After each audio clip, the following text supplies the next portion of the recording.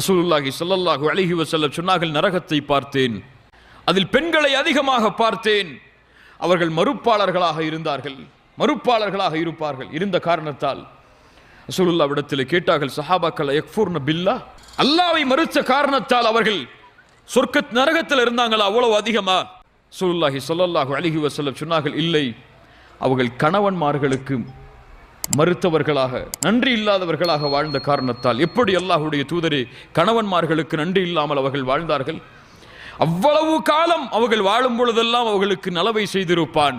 ஆனால் ஏதாவது ஒரு காரியம் நடந்திருக்கும். அப்போது அந்த பெண் சொல்வாள், மா ரஅய்து மின்க கைரன் கத்து. பல பேர் கேட்டிருக்கலாம் இந்த வார்த்தையை, உங்கள்கிட்ட இருந்து எதுவுமே எனக்கு கிடைக்கலன்றா.